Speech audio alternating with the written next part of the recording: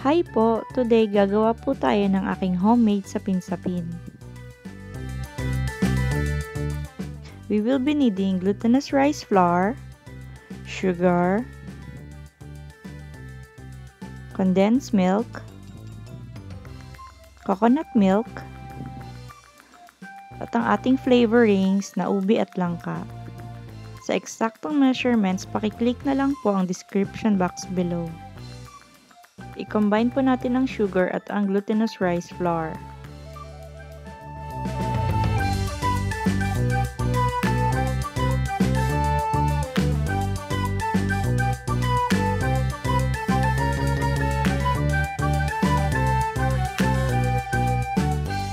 Mix well to combine.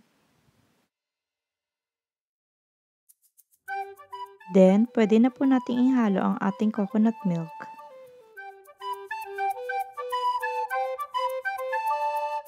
Pagkatapos ng coconut milk, pwede na po nating isunod ang ating condensed milk.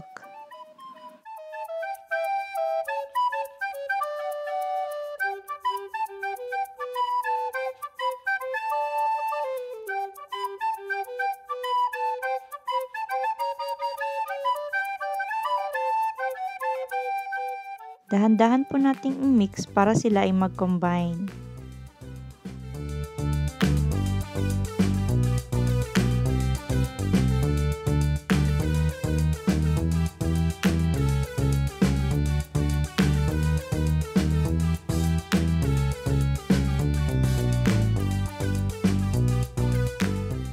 Mix until smooth consistency is attained. Then, strain your mixture to remove lumps.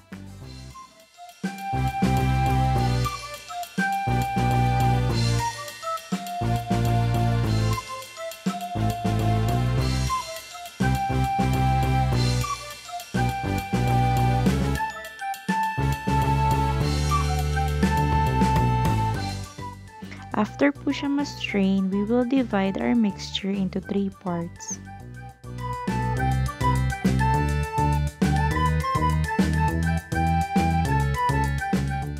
Sa isang bowl, ihahalo natin ang ating langka flavoring.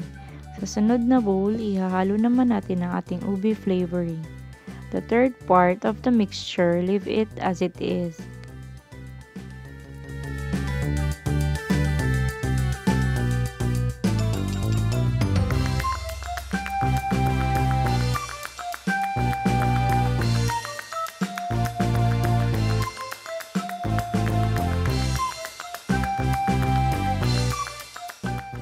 Then, we will set aside all our mixtures kasi gagawa po muna tayo ng latik.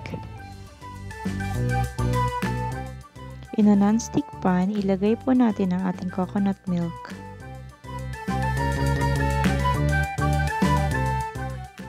Hayaan lang po muna natin siyang kumulo at huwag po muna natin hahalukayin.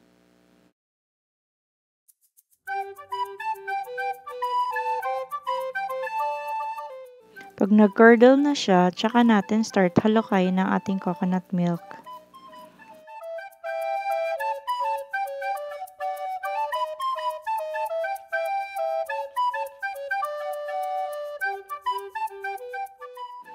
Halukayin lang po natin ng halukayin hanggang sa maging brown ang kulay niya.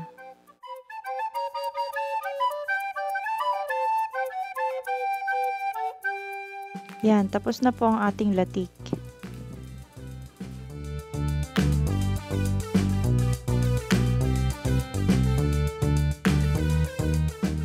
Isi-separate natin ang konting mantika ng ating latik.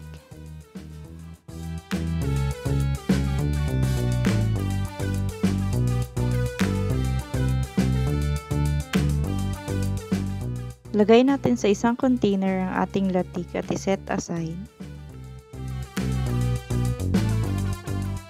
Naitabi natin konting mantika kanina galing sa ating latik, yun po ang gagamitin nating pang-grease sa ating molder.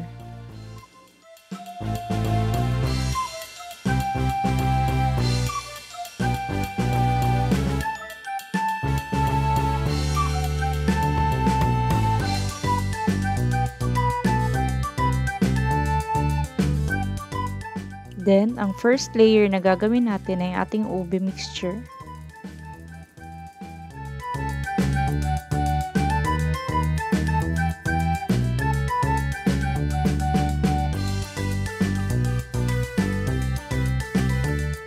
Then, steam the first layer for about 30 minutes.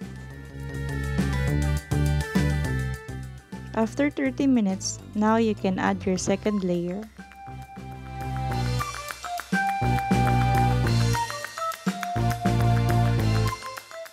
Cover and steam for another 30 minutes.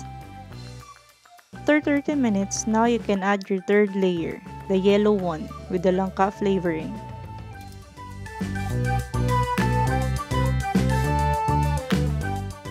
Cover and steam the last layer for 40 minutes. After 40 minutes, tsadan! Yan na po. Tapos na tayo. Hayaan lang po natin siyang medyo lumamig ng mga 3 to 5 minutes.